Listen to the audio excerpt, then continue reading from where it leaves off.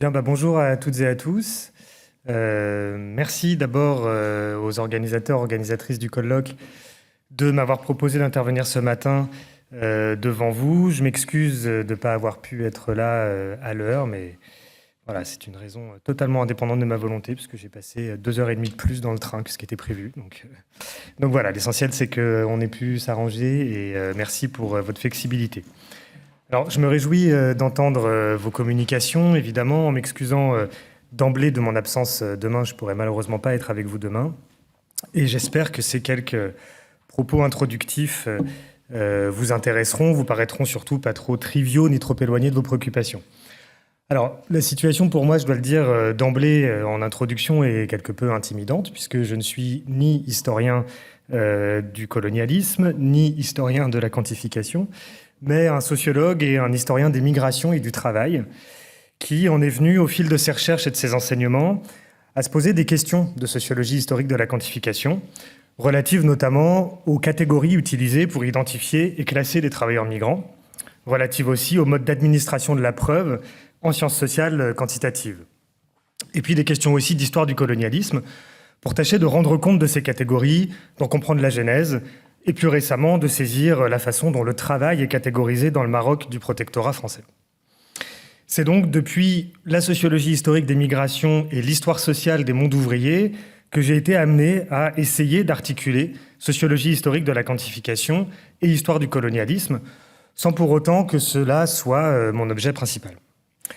Alors, comme l'écrit le sociologue historien américain George Steinmetz en 2014 dans un article important de l'Annual Review of Sociology, les sociologues ne peuvent éviter l'empire, même ceux qui se concentrent sur le présent immédiat et sur le territoire domestique. En effet, dans les années 2000, l'histoire coloniale émerge, et vous le savez sans doute bien mieux que moi, comme un champ de recherche très dynamique. Et c'est dans ce contexte que je mène une recherche doctorale qui est consacrée à ce moment-là au recrutement et aux carrières professionnelles de mineurs de charbon marocains, recrutés massivement dans les années 50, 60 et 70 dans le Souss marocain. Impossible pour moi, dans ce contexte, de travailler sur ces migrations et ces carrières sans prendre en compte les conditions pratiques et institutionnelles de leur recrutement sous le protectorat et dans les premières décennies suivant l'indépendance du Maroc, sans s'interroger aussi sur la signification et les conditions d'une mise en série de catégories nationales et ethno-raciales produites par les institutions pour saisir ces migrations, pour identifier ces migrants, sans poser enfin la question de savoir ce que ces catégories doivent à des formes d'importation, de rapatriement et de transfert de catégories, de représentations racistes et de pratiques de gestion différenciées des populations forgées en situation coloniale. Alors, en y pensant pour préparer cette intervention, je me suis dit au fond que la question qui m'anime, en réfléchissant de façon croisée aux questions de quantification et de colonisation, pourrait être la suivante. Qu'y a-t-il de colonial dans la catégorisation et dans le comptage des populations colonisées ? Alors, par population colonisée, j'entends ici désigner d'abord des travailleurs recrutés en situation coloniale et travaillant en métropole au XXe siècle, c'est voilà, mon prisme de socio-histoire des migrations, mais aussi des personnes identifiées comme indigènes par les autorités coloniales, résidant et travaillant au Maroc pendant la période du protectorat. Ainsi, du point de vue de la mise au travail en métropole, la question revient à se demander dans quelle mesure les catégories et les modes de gestion de la force de travail immigrée en France sont des héritages ou peuvent être étudiés comme des héritages ou des legs de pratiques et de représentations forgées en situation coloniale. C'est donc ici la question du legs colonial et de ses effets à plus ou moins long terme sur des formes de division racialisée des mondes du travail qui est posée, et je vais y revenir.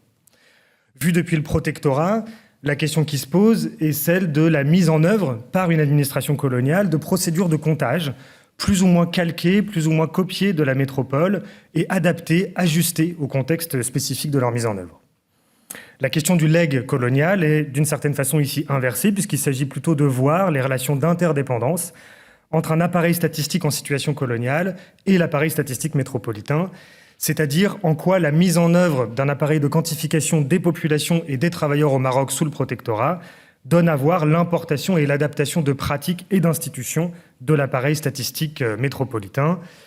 Et en enjambant éventuellement le moment de la décolonisation. Il y a eu un début de discussion à laquelle j'ai pu assister un peu en fin de matinée qui était très intéressant pour ça, essayer de saisir un peu dans quelle mesure on pourrait voir des formes de matrice coloniale là-dedans après les indépendances. Voilà, j'aurai sans doute pas le temps d'y revenir, mais ça fait partie des choses qui m'occupent un peu en ce moment aussi. Alors, après cette introduction, donc, vous voyez s'afficher le plan. Donc, je commencerai par quelques éléments sur la catégorisation, l'identification et le gouvernement des populations, essayer d'interroger cette question du legs colonial. Alors, cette question des legs, des transferts, des héritages coloniaux comporte une dimension indéniablement polémique que tout le monde a sans doute en tête ici, donc je vais aller assez vite, au risque d'être un peu schématique. Alors c'est une polémique politique d'abord, qui est portée par des courants dits post- ou décoloniaux qui dénoncent la persistance de discrimination et d'inégalités touchant spécifiquement les populations racisées dans les anciennes métropoles, comme étant le produit d'un refoulé colonial ou de formes de racisme structurel qui puiseraient leurs sources dans l'exploitation et la sujétion des populations colonisées. C'est aussi une polémique scientifique, évidemment articulée à la question politique, relative à l'usage de la notion polysémique et floue de postcolonial. J'insiste pas là-dessus, je renvoie notamment à l'article d'Emmanuel Sibeux en 2004 qui faisait un point tout à fait complet sur cette question. Reste que si le colonialisme moderne est pour une bonne part une affaire terminée, le passé colonial continue de produire des effets sur les sociétés actuelles, qu'il s'agisse d'ailleurs des anciennes métropoles ou des anciens territoires colonisés qui sont devenus formellement indépendants. Mais le problème, c'est qu'il ne suffit pas, comme dans la plupart des théories postcoloniales, d'invoquer ou de présupposer ces effets, ces vestiges ou ces legs coloniaux pour en avoir démontré l'existence de façon empirique. Et c'est là tout l'enjeu pour quiconque veut faire des sciences sociales et pas simplement manier des symboles ou produire de la rhétorique. Il faut explorer par l'enquête certaines des façons concrètes dont le passé impérial produit des effets dans le présent. Mais de quoi parle-t-on quand on parle de legs ou d'héritages coloniaux? Je m'appuierai ici sur le sociologue et historien états-unien Julian Go, qui distingue dans un article paru en 2023 dans la revue Social Science History 4 manières dont le passé impérial ou colonial se réverbère, c'est le terme qu'il utilise, dans le présent. Et en guise d'introduction ou de cadrage théorique à mon propos, j'y ajouterai ce que Julian Go ne fait pas, mais ce n'est pas son objet, quelques idées quant à la façon dont la sociologie historique de la quantification peut contribuer à nourrir empiriquement ces 4 formes ou ces 4 types de réverbération impériale. Alors, le premier type distingué par Julian Go, c'est l'idée d'un colonialisme continué par simple reproduction. L'idée est finalement assez simple. Le colonialisme, je l'ai dit tout à l'heure, est une histoire du passé. En fait, n'est pas tout à fait terminée. Certaines colonies existent toujours. L'une d'entre elles, c'est par exemple le colonialisme de peuplement israélien en Cisjordanie, ou encore, dans un registre évidemment tout autre avec des conséquences fort différentes, le fait que certaines anciennes métropoles coloniales continuent de posséder des territoires ultramarins. Et on pense ici bien sûr à la France, aux Antilles françaises, à Mayotte, à la Nouvelle-Calédonie notamment. Un champ d'investigation possible pour une sociologie historique de la quantification ici pourrait être d'interroger l'exclusion ou l'intégration de ces territoires dans l'appareil statistique métropolitain, ou au contraire les modalités de l'élaboration d'enquêtes ad hoc, voire de services statistiques dédiés dans ces territoires. Par exemple, les enquêtes ménages de l'INSEE, grandes enquêtes de l'INSEE, sont systématiquement hors Mayotte. Et l'intégration des autres départements d'outre-mer, donc hors Mayotte, dans l'une des enquêtes les plus importantes du système statistique français, l'enquête emploi, est finalement très récente, puisqu'elle a une dizaine d'années, c'est depuis 2014 uniquement.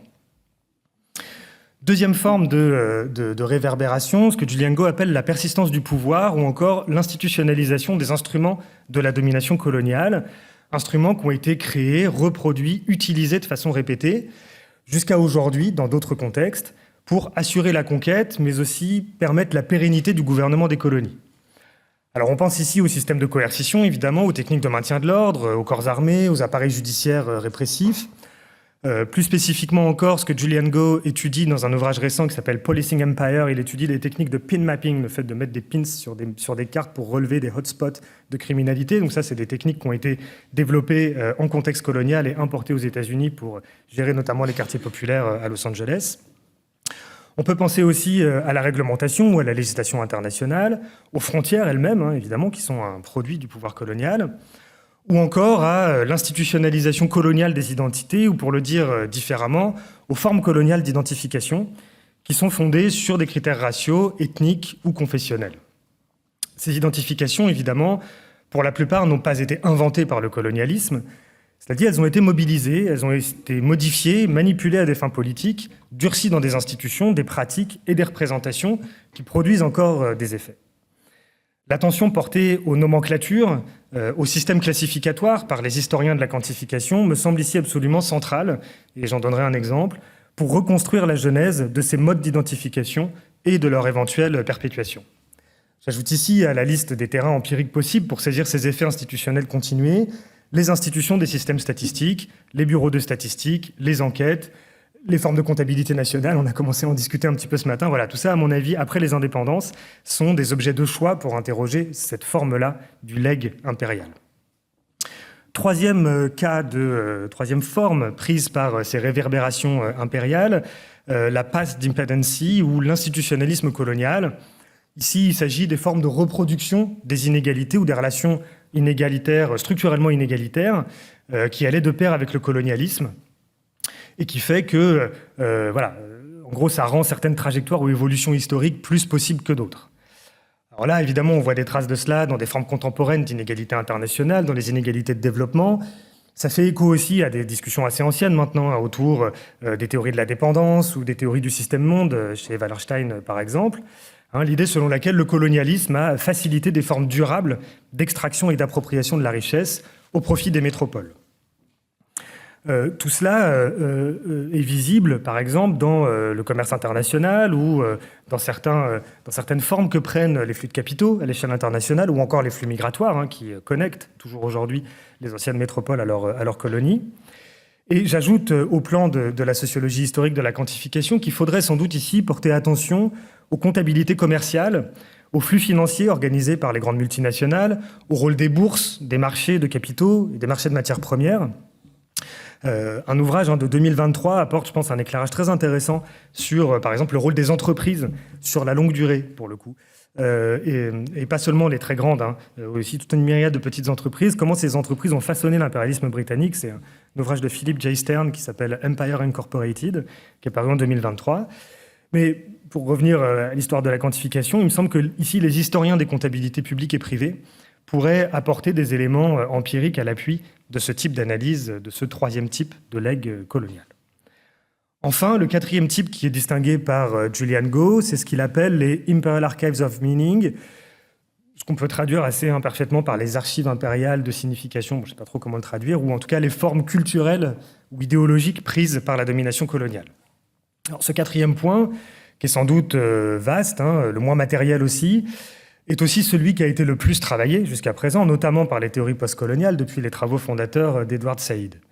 On pense tout particulièrement ici aux distinctions racialisées, aux catégorisations ethniques ou raciales, au racisme, mais aussi au discours sur la civilisation ou sur des formes persistantes d'orientalisme, de nationalisme ou de différenciation entre populations. De façon ironique, pourrait-on dire, d'une certaine manière, mais j'y reviendrai en conclusion, ces formes d'essentialisation de la différence sont tellement puissantes que certains mouvements anti- ou décoloniaux proclamés, ou encore certains mouvements nativistes, continuent de les utiliser et de les manipuler aujourd'hui, en essentialisant d'ailleurs très fortement la différence, par exemple, entre le colonisateur et le colonisé, ou entre personnes blanches et personnes racisées, etc. Cela dit, là encore, on peut y travailler en sociologue et en historien. Il me semble qu'il y a une histoire culturelle des empires. Alors là, pour le coup, je ne suis pas du tout spécialiste, mais je le jette juste comme ça. Pour comprendre la circulation des textes, la circulation des idées, de multiples choses qui ont été faites sur l'anthropologie coloniale, l'histoire de l'anthropologie coloniale aussi. L'histoire de la formation des intellectuels et du personnel d'encadrement des empires. Bon, j'insiste pas, vous êtes bien plus spécialiste que moi de ces questions, j'imagine. Alors, ces premiers jalons posés, je voudrais désormais essayer d'exemplifier certains de ces legs, notamment le second sur l'institutionnalisation des instruments de la domination coloniale, et puis le quatrième sur les formes idéologiques ou culturelles des transferts coloniaux, à partir de deux exemples tirés de mes recherches, sur l'usage des catégories nationales pour compter et contrôler des travailleurs coloniaux, d'une part, dans les mines, en France, et d'autre part, sur la mise en place d'un recensement général de la population au Maroc en 1931. J'en viens donc à mon deuxième point, que j'avais intitulé « Compter et catégoriser des travailleurs coloniaux en métropole, les usages raciaux du national ». Alors, le premier cas donc, que je souhaite développer est donc tiré de mes recherches de thèse sur les mineurs marocains du Nord-Pas-de-Calais. Pour planter le décor très rapidement, il faut juste que vous sachiez qu'en France, les compagnies charbonnières sont nationalisées en 1946-47, regroupées au sein des charbonnages de France et divisées dans des entreprises autonomes qu'on appelle les houlières de bassin, dont les houlières du bassin du Nord-Pas-de-Calais, sur lesquelles j'ai travaillé. En même temps que se met en place l'organisation productive de ce secteur nationalisé, Il y a aussi des institutions du travail qui se mettent en place, notamment le statut du mineur, qui organise les rapports sociaux de production du charbon. Mais en même temps que se mettent en place ces institutions, la composition de la force de travail change. Aux Polonais, qui avaient été recrutés en masse avant la Seconde Guerre mondiale, succèdent des Italiens, des Algériens, quelques Allemands, quelques Yougoslaves également, mais aussi et surtout, à partir de la fin des années 1940, des Marocains. Je passe sur les temporalités spécifiques et les raisons variables de ce recrutement pour dire qu'au total, on estime à environ 80 000 le nombre de travailleurs marocains qui sont recrutés essentiellement dans les régions montagneuses du Souss, donc de l'arrière-pays d'Agadir, entre la fin des années 1940 et la fin des années 1970. Pour le dire de façon beaucoup trop rapide ici, ces Marocains ont été recrutés pour fermer les mines, puisque à partir de 1960, des plans de récession charbonnière organisent la décroissance progressive de l'extraction de charbon et la diminution aussi des effectifs de l'entreprise. Et ces travailleurs marocains sont utilisés pour exercer les métiers qui avaient été délaissés par les travailleurs français, à qui l'entreprise permet de quitter le fond de la mine de façon anticipée, soit par des reconversions professionnelles, soit par des mesures de retraite anticipée. Alors, les effets de ce recrutement sur la composition de la force de travail minière peuvent être observés grâce à une série de grands tableaux, dont vous voyez ici un exemple. C'est celui de mars 1949. Donc, des grands tableaux qui sont présents dans les archives de l'entreprise et qui comptent le stock présent à la fin de chaque trimestre de 1949 à 1981. Ces grands tableaux croisent donc chaque trimestre deux principes de vision et de division de la force de travail. En ligne, vous avez la nationalité ou l'origine, et en colonne, l'opposition entre travaux du fond et travaux du jour, qui est une opposition très structurelle de l'organisation du travail minier. Alors, la mise en série dans des bases de données de ces grands tableaux permet d'objectiver l'évolution sur la durée de vie de l'entreprise, ou presque, du nombre de travailleurs employés au fond et au jour. Alors, c'est sans doute extrêmement petit, mais c'est pas tellement pour que vous lisiez les graphiques, c'est plus pour vous montrer qu'on peut faire des séries. Mais donc là, vous avez des séries d'effectifs. Donc, vous voyez l'effectif qui décroît pour l'effectif total au fond et au jour dans l'ordre des courbes. On peut aussi objectiver l'évolution de la composition de la force de travail étrangère. Ici, vous avez en noir la proportion de Marocains parmi les étrangers dans la population travailleuse de l'entreprise. Donc, vous voyez cette explosion, ce prisme marocain qui émerge à partir de 1961. C'est quand ça commence à augmenter vraiment très fortement. On peut aussi faire tout un tas de calculs, par exemple calculer le fait que les Marocains, la part des Marocains qui sont employés au fond n'est jamais, au fond de la mine, n'est jamais inférieure à 85%, ce qui permet d'objectiver un truc qui est très classique en socio-histoire de l'immigration, qui sont des formes d'assignation professionnelle extrêmement fortes pour les travailleurs migrants. Alors cette mise en série, elle pose toutefois un certain nombre de problèmes et de risques interprétatifs. D'une part, les catégories qui sont utilisées pour produire ces séries ne sont pas immuables dans le temps. Bon, ça, c'est un risque qui est bien connu, de la lecture anachronique ou anhistorique des séries. Et puis d'autre part, les catégories nationales qui sont ici mobilisées disent plus que du national. En fait, ces catégories renvoient à une division coloniale de la force de travail et peuvent prendre sens comme des divisions raciales. Et c'est ce dont j'aimerais vous convaincre dans les quelques minutes qui suivent. En effet, ce qu'il faut avoir en tête, c'est que ces catégories de nationalité, qui structurent l'enregistrement par l'entreprise de ces stocks de main-d'œuvre, peuvent être utilisées comme des instruments d'objectivation, je vous l'ai montré, mais elles doivent aussi être questionnées en elles-mêmes, de façon réflexive, et en rapport avec la dimension coloniale du recrutement et de l'usage des travailleurs marocains. Ces nomenclatures de nationalité, elles illustrent évidemment tout d'abord la force du clivage entre nationaux et étrangers, qui est, pour citer Gérard Noiriel, une relation de pouvoir ayant permis aux dominants de creuser le fossé séparant les différentes composantes des classes populaires. Cela dit, elle dénote aussi le caractère ambigu des catégories nationales qui peuvent comporter une dimension raciale ou ethnique sous-jacente. La nationalité, qui est construite historiquement comme un critère légitime de classement et de division des populations, peut d'une certaine façon à la fois dire l'assignation raciale et le legs colonial sous la forme institutionnalisée des nomenclatures. Pour le montrer, je distinguerai deux arguments. Le premier argument, c'est de prendre au sérieux la forme même de ces nomenclatures de nationalité et leur évolution pour exemplifier le transfert en métropole de divisions institutionnelles qui sont enracinées dans les divisions administratives et politiques de l'Empire français.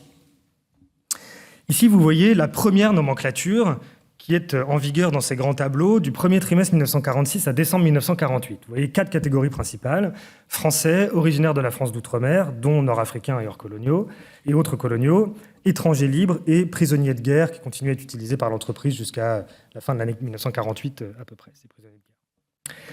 À partir de 1949, la nomenclature semble se clarifier, donc c'est le deuxième... semble se clarifier par un double jeu de distinction, d'une part entre Français de métropole et originaires de l'Union française et des pays du protectorat, et d'autre part, au sein de cette dernière catégorie, la catégorie ethnique nord-africain est subdivisée entre Algériens d'une part et Marocains et Tunisiens de l'autre, c'est-à-dire les ressortissants des 2 protectorats français par opposition aux Algériens, puisque, comme chacun sait, l'Algérie, c'était la France.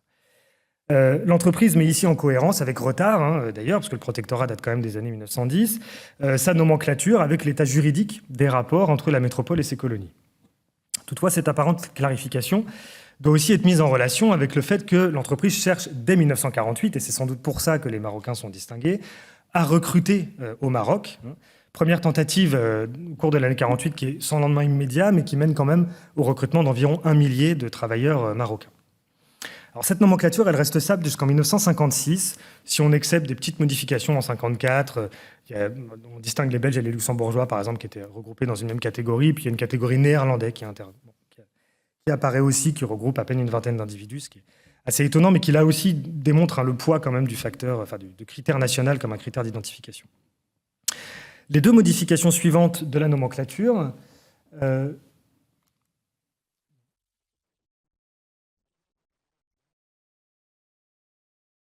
J'ai pas mis la bonne. Et du coup, vous allez juste devoir m'écouter. Les 2 modifications suivantes sont consécutives aux ruptures fondamentales, à 2 ruptures fondamentales dans les rapports entre la métropole et ses colonies. En mars 1957, les Marocains et les Tunisiens, toujours réunis dans la même catégorie, passent du groupe 2 au groupe 3, c'est-à-dire du groupe des Français et coloniaux au groupe des étrangers, puisque c'est bien, pour le coup, l'indépendance des pays sous protectorat qui modifie le statut juridique de leurs ressortissants, sans pour autant d'ailleurs les séparer dans des catégories distinctes. Ils continuent à être considérés comme analogues d'une certaine façon. En janvier 1963, les Algériens connaissent le même sort, conséquence de l'indépendance de l'Algérie. Leur Piti, dans ses travaux sur Renault, voit exactement la même chose dans les statistiques de Renault. Je pense que ça n'a rien de tout à fait spécifique aux mines. Et cette nomenclature, à partir de 1963, demeure inchangée jusqu'en 1981. Elle ne distingue donc plus que, selon un critère national, les Français des autres nationalités, au sein desquels Marocains et Tunisiens apparaissent désormais comme 2 catégories distinctes, à partir de 1966. Pour le coup, ils sont distingués. Donc, ces nomenclatures qui sont utilisées par l'entreprise, elles dépendent pour une bonne part des ruptures politiques qui définissent les rapports entre la France et ses colonies ou ses ex-colonies. De ce point de vue-là, les catégories statistiques apparaissent bien comme une concrétisation de la pensée d'État, pour reprendre le concept d'Abdelmalek Sayad, qui durcissent, en les objectivant, les ruptures instituées par le droit, pour reprendre là, pour le coup, l'un des arguments majeurs de Alain Desrosières. La permanence du comptage des travailleurs par nationalité, et notamment des travailleurs marocains, manifeste donc bien la légitimité, la forte légitimité du critère national comme mode de division des populations. Tout au long de la durée de vie de l'entreprise, d'ailleurs, on retrouve dans des documents administratifs, comme les dossiers du personnel ou d'autres types de comptages qui sont exercés par les services de gestion du personnel, ce critère national. Mais ces nomenclatures de nationalité sont aussi des instruments centraux de la gestion de ces travailleurs, de leur recrutement jusqu'à leur mise au travail dans le Nord-Pas-de-Calais. Du coup, la question qui se pose, c'est quel rapport entretiennent alors ces nomenclatures, ces catégories, avec la dimension coloniale du recrutement des travailleurs marocains, et en quoi manifeste-t-elle une racialisation sous-jacente de la force de travail? J'en viens donc à mon second argument. Il est le suivant. Il me semble que ces nomenclatures de nationalité, ces catégories nationales, peuvent être vues comme dénotant des formes de racisme et manifestant ce qu'on pourrait appeler un usage racial du national, hérité en l'occurrence de formes de racialisation construites en situation coloniale.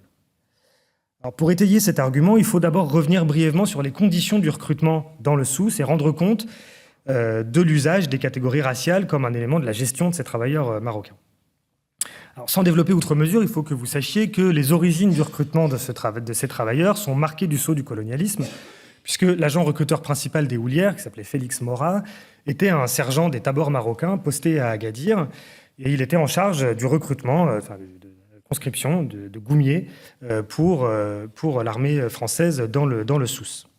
Et lorsque la première demande de recrutement arrive de l'entreprise, à la fin des années 40, elle passe par la résidence générale, et c'est par le biais de la résidence générale que Félix Maura se retrouve en charge de recruter ce premier contingent en 1948, et puis ensuite lui-même est recruté par l'entreprise pour continuer le travail. Par ailleurs, il y a tout un personnel d'encadrement de cette main-d'œuvre marocaine dans le Nord qui est aussi composé de personnes qui sont formées en situation coloniale, des médecins, des agents de liaison, des agents de surveillance, etc. Enfin, et je vais très vite, le recrutement est légitimé par l'usage de divisions raciales qu'on voit dans tout un tas de documents de la gestion de la main-d'œuvre de l'entreprise entre berbères du Rif, arabes et berbères du Souss, qui transposent d'une certaine façon, et je le dis un peu rapidement, le mythe berbère étudié par Ageron ou encore par Robert Montagne ou Patricia Lorsin. Bref, en fait, quand on parle de Marocains dans l'entreprise et quand on voit cette catégorie Marocain dans les nomenclatures de nationalité, en fait, on parle implicitement de berbères du Souss, dont la mise au travail procède par une très forte racialisation de leurs aptitudes physiques et intellectuelles supposées. De façon générale, et en lien avec l'histoire des populations immigrées, il faut aussi noter que l'ethnicisation et la racialisation de certaines fractions de la population, et notamment des migrants, est inscrite dans une histoire longue de la gestion des populations en France. Bon, je ne développe pas parce que je vois que bientôt manquer de temps, mais c'est notamment ce que montre Paul-André Rosenthal sur le régime de Vichy et la façon dont, à la Libération, sont mobilisées des catégories ethniques comme élément de triage et de contrôle des migrants. Bref, ce qu'on voit, c'est que donc, les critères de nationalité n'excluent pas la persistance d'autres modes de représentation de la diversité des populations, parmi lesquels les critères raciaux. Et donc, et il ne faut pas être surpris particulièrement que on voit dans des grandes entreprises cette manière-là aussi de gérer des populations. Alors, pour résumer cette partie, on voit bien qu'il y a une forme d'effectivité de critères hérités de la gestion coloniale racialiste des populations marocaines, comme des instruments d'affectation et d'assignation des travailleurs marocains à un secteur bien particulier du monde du travail minier. La division nationale ici prend donc sens comme une division raciale, et c'est en cela qu'on peut parler d'usages raciaux du national qui ont partie liée avec, d'une part, les ruptures juridiques qui définissent les rapports de domination au sein de l'empire colonial, c'était mon premier argument, et d'autre part avec l'importation durable de schèmes racialistes forgés pour administrer, diviser et contrôler les populations colonisées dans les métropoles. Et c'était mon deuxième argument.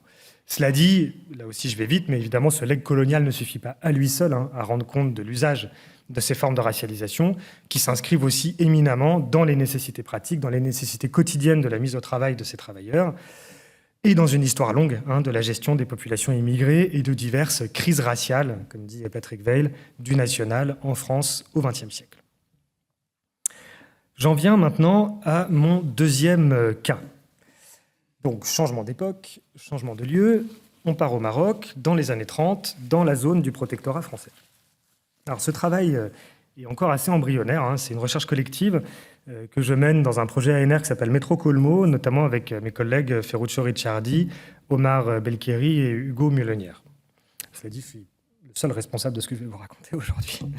Alors, on trouve dans les archives royales du Maroc un épais dossier consacré au travail préparatoire et aux résultats statistiques du recensement de mars 1931 de la population de la zone française du protectorat marocain. Ce dossier, très riche, permet de documenter non seulement certaines des difficultés pratiques liées à l'identification des lieux, à l'identification des personnes, mais aussi des éléments très intéressants sur la différenciation des modes d'identification et de comptage des populations européennes et marocaines. J'y reviendrai, mais ce que vous voyez là, c'est 2 pages des instructions qui sont rédigées en février 1931, donc juste avant, un mois avant. Ils sont envoyés à l'ensemble des administrations coloniales locales. Et donc, vous voyez la page qui est... Au début, on parle des Européens, c'est le grand 1, et puis le grand 2, on parle du dénombrement des Marocains. Je vais y revenir. Alors, les recensements, classiquement, sont considérés par les historiens de la quantification, après Desrosières notamment, comme l'un des modes de connaissance des populations qui matérialise la double dimension technique et politique des pratiques de quantification. Ce sont aussi d'excellents observatoires de la mise en œuvre de conventions d'équivalence, de catégories, qui visent à rendre visible, mais aussi à rendre lisible aux yeux de l'État, des populations et des situations complexes et intriquées. C'est d'ailleurs aussi en cela, je pense, que les recensements sont une source importante pour l'histoire du gouvernement colonial des populations, sans doute moins pour les comptages aux apparences d'exactitude qui sont fournis dans les publications chiffrées des résultats, qui peuvent être intéressantes par ailleurs pour faire de l'objectivation, que finalement pour ce que cela révèle des modes de division des territoires, des populations, et puis des tensions internes aux administrations qui produisent ces chiffres et qui doivent assurer quand même une tâche extrêmement difficile, pour ne pas dire impossible, de production d'un savoir à prétention exhaustive sur des sociétés colonisées. Mais les recensements sont aussi une source classique de l'histoire sociale des populations et de la démographie historique, utilisée généralement par les démographes notamment pour objectiver des transformations de longue durée des structures démographiques. Mais ces recensements, du point de vue de l'histoire sociale, sont aussi des cas très intéressants pour saisir les interactions concrètes au ras du terrain entre les administrations et leurs agents d'une part et les populations qu'elles gouvernent et administrent d'autre part. On voit des notes marginales sur les bulletins individuels, des consignes de codage, des consignes de classification, des rapports de terrain faisant état de difficultés pour la saisie de ces populations. Autant de documents qui sont des façons de saisir les modalités concrètes de l'exercice de la domination étatique et des marges de manœuvre aussi des personnes face à cette domination. Donc ce recensement de 1931, il vise à une couverture globale de l'ensemble du territoire et des populations du Maroc français. À la différence des expériences de recensement ou de dénombrement précédents en 21 et en 26, on a donc cette idée qu'il faut couvrir l'ensemble du territoire et le faire de façon vraiment systématique.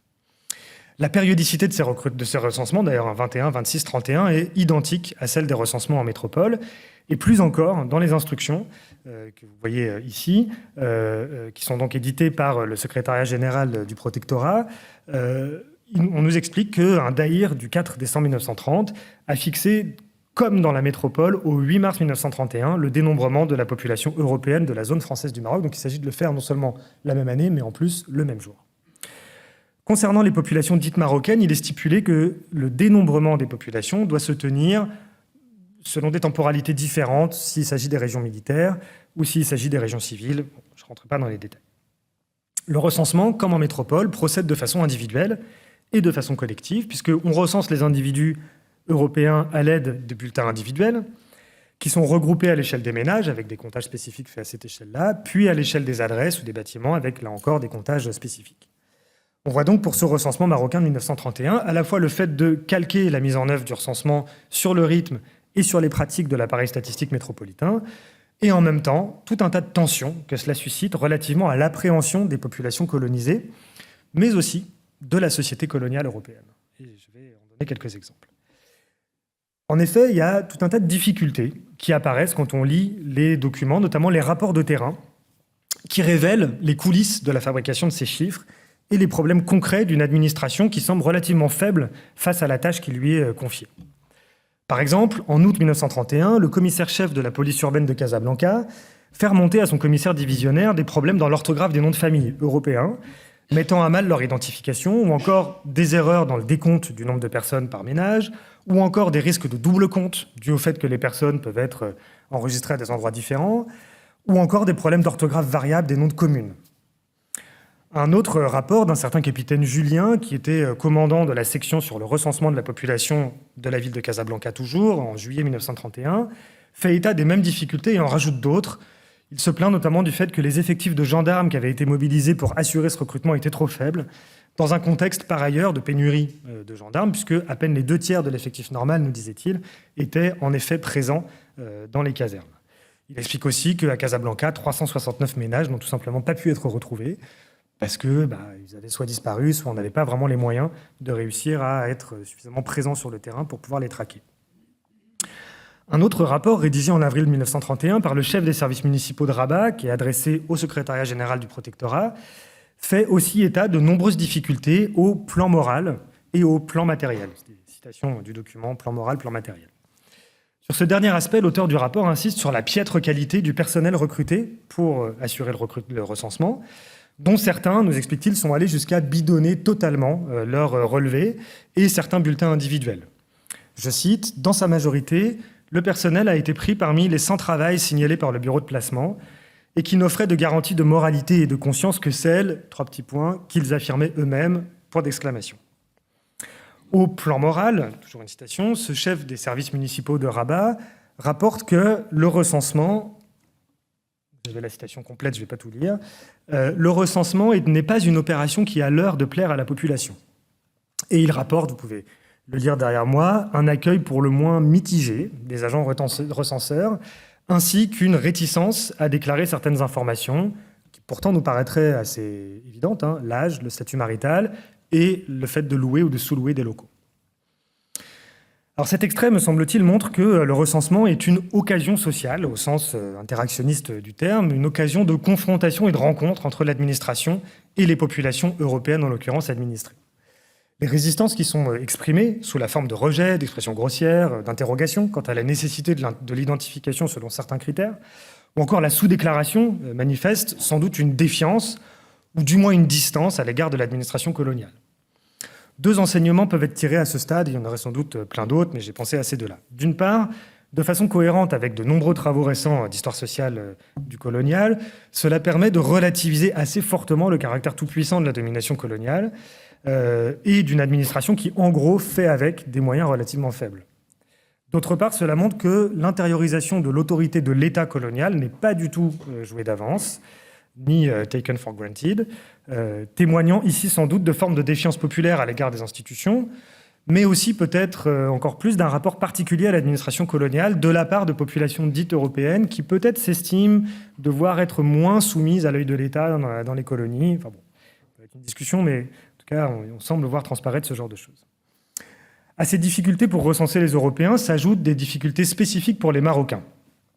Le capitaine Julien, que j'ai mentionné tout à l'heure, indique, par exemple, que le comptage séparé des Marocains et des Européens est tout sauf trivial, notamment dans les quartiers mixtes, ou bien lorsque des Marocains, ça arrive, notamment les classes moyennes et supérieures marocaines, vivent dans les quartiers dits européens des villes nouvelles, parce que pour le coup, il ne suffit pas de distribuer des bulletins individuels de recensement, parce que ceux-là ne sont pas censés les remplir.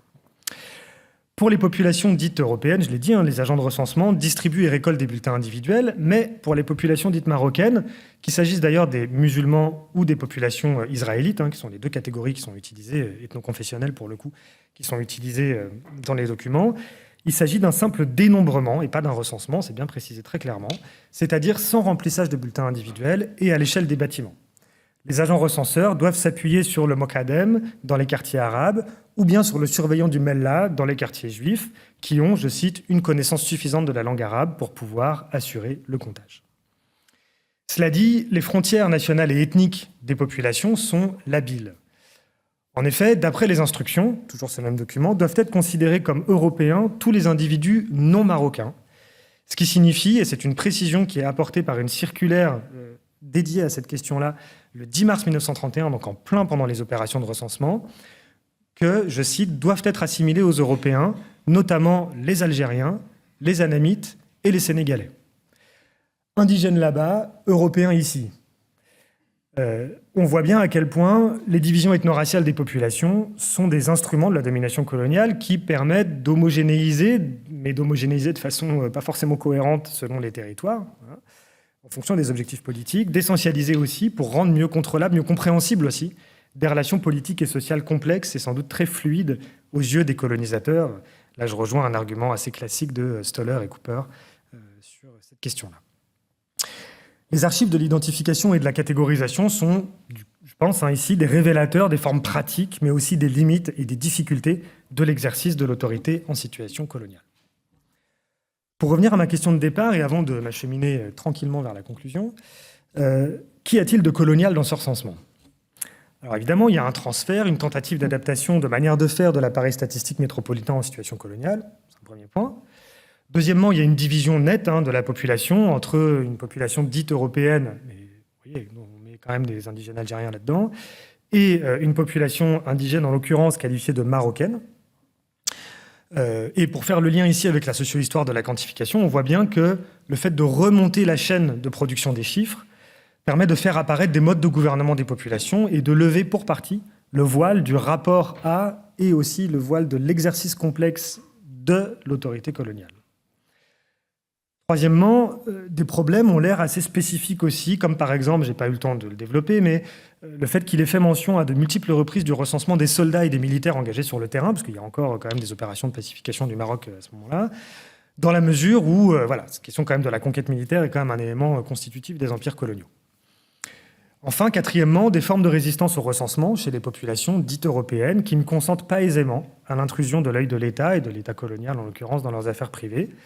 Et chez les populations marocaines, des formes de résistance aussi qui sont redoutées par les administrateurs, qui redoutent que les Marocains prennent ce recensement comme un premier pas vers une conscription généralisée et un enrôlement des hommes à l'armée. Donc il y a une longue citation ici que je ne vais pas lire complètement, qui est issue aussi de ces instructions relatives. C'est le dernier paragraphe des instructions relatives au recensement, donc c'est la toute fin de la section consacrée aux Marocains, qui donc explique voilà, que les indigènes sont susceptibles quand on les interroge sur leur famille et que par ailleurs, ils pourraient peut-être avoir l'idée que si on fait un recensement, c'est pour la conscription. Et surtout, il ne faudrait pas qu'ils aient cette idée-là parce que c'est évidemment pas l'objectif, etc. Et donc, il faut surtout qu'ils répondent aux questions. Voilà. Puis il y a des distinctions qui sont faites entre les différentes zones, notamment les zones d'insécurité, qui sont les zones où il y a encore des combats, en fait, qui posent des problèmes évidemment spécifiques. Cela étant dit, ces spécificités coloniales doivent être questionnées. Ils ne sont pas forcément toutes évidentes à mon avis, et je mentionne juste 2 pistes pour des approfondissements, mais c'est un peu des notes pour moi-même aussi.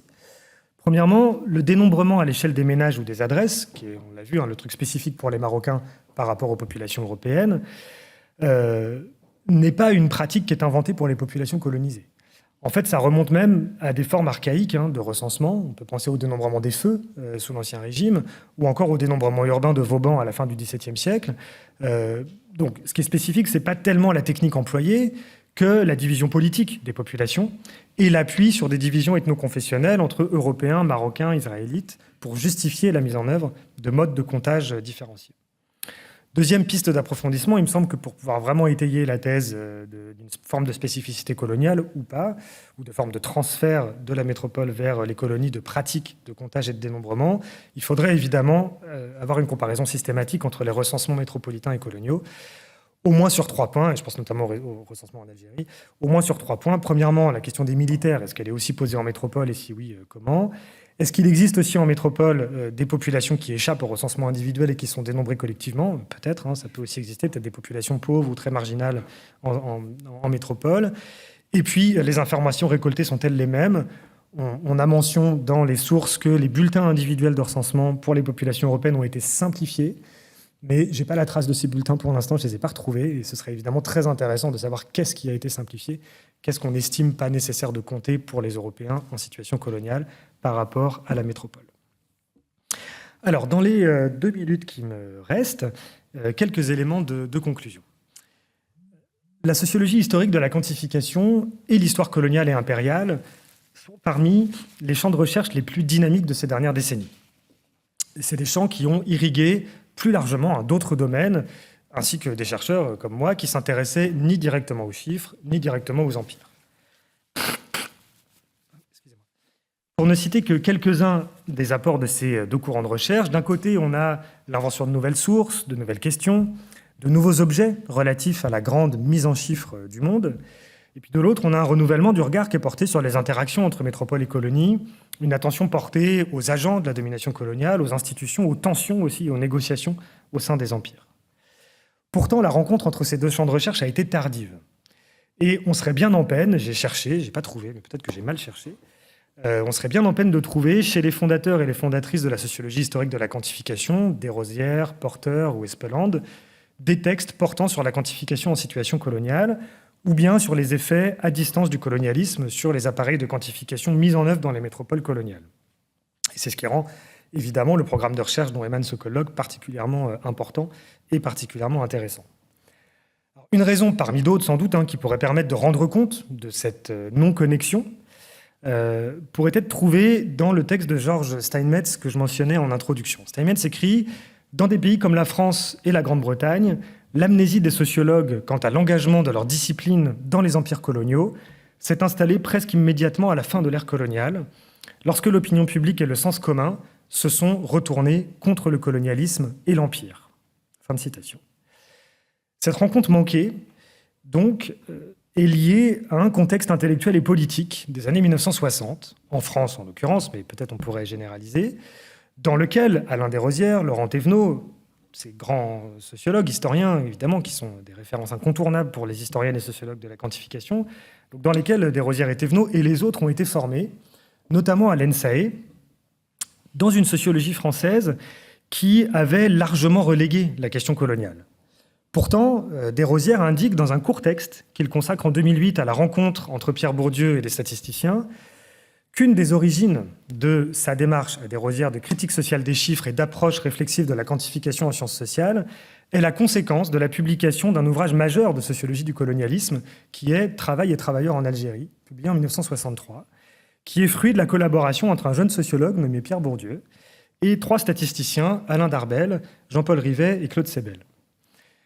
Pourquoi est-ce que c'est la conséquence? Parce que suite à la publication de cet ouvrage, Bourdieu revient en France et va enseigner la sociologie à l'ENSAE pendant 1 an. Et puis ensuite, c'est Michel Golac qui va prendre la suite quelques années plus tard. Et c'est à partir de ces cours-là que Desrosières a véritablement opéré un transfert vers la sociologie. Desrosières écrit ainsi « Cette rencontre sociologiquement improbable résultait des circonstances exceptionnelles de la guerre d'Algérie. » Fin de citation. C'est la seule mention que j'ai trouvée dans le texte de Desrosières de l'Algérie, de la colonisation ou de l'Empire. Mais cette citation est assez étonnante. On parlait de circonstances exceptionnelles de la guerre d'Algérie. Au-delà du caractère circonstanciel de cette rencontre, on ne trouvera rien, ni sur ce que cette sociologie en contexte colonial implique en termes de quantification, et pourtant de la quantification, il y en a et pas peu dans ce livre, y compris de façon très originale, ni sur ce que quantifier en situation coloniale veut dire au plan pratique, au plan méthodologique, et encore moins au plan politique. Alors même pour le coup que l'ouvrage de Amine Pérez sur Bourdieu et Sayad en Algérie montre bien le caractère politique aussi de l'engagement, notamment de Sayad, mais aussi de Bourdieu, dans ces moments-là, vis-à-vis de la cause anticoloniale. Et ce, alors même que Desrosières défend par ailleurs une idée très forte, selon laquelle la mise en chiffres du monde participe de la constitution des États-nations modernes, mais sans jamais voir, en tout cas sans jamais interroger le fait que cette constitution des États modernes est elle-même totalement imbriquée dans le projet colonial et dans la construction des grands empires coloniaux modernes. Alors dans cette présentation, j'ai essayé de donner quelques pistes, sans doute pas exhaustives, de ce que pourrait apporter une démarche de réflexion sur les chiffres et les appareils statistiques à l'analyse des legs coloniaux. J'ai notamment développé l'importance, pour comprendre les formes de racialisation durable en métropole, d'une analyse des nomenclatures nationales et ethno-raciales par lesquelles sont saisis et identifiés les travailleurs migrants. En prenant appui sur une des sources les plus canoniques, sans doute des études de la sociologie historique de la quantification, j'ai aussi montré un peu rapidement ce que l'étude des coulisses d'un recensement en situation coloniale peut apporter à la compréhension du mode de gouvernement des populations coloniales et des marges de manœuvre et des résistances aussi de celles-ci contre la domination exercée par l'État colonial. Pour conclure, vraiment, je voudrais insister sur un dernier point.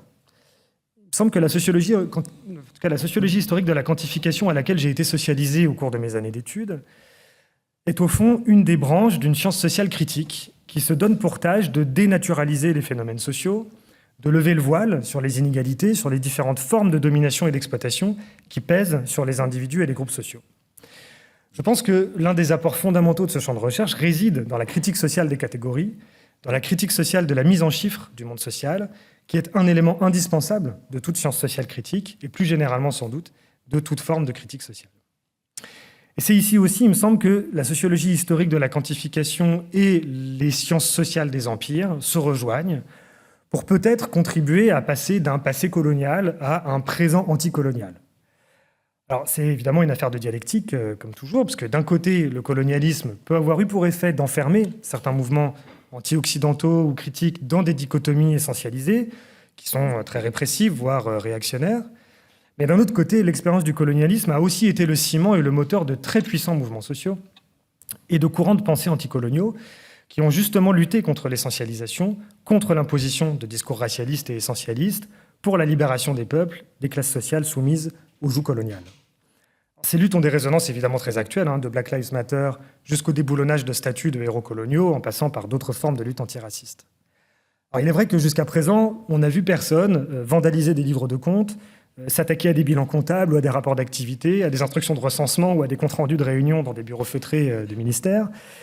Les sources finalement assez austères, quand même, il faut bien le dire, qui font le pain quotidien des historiens et des historiennes de la quantification, ne sont guère entrées dans le radar des mouvements antiracistes.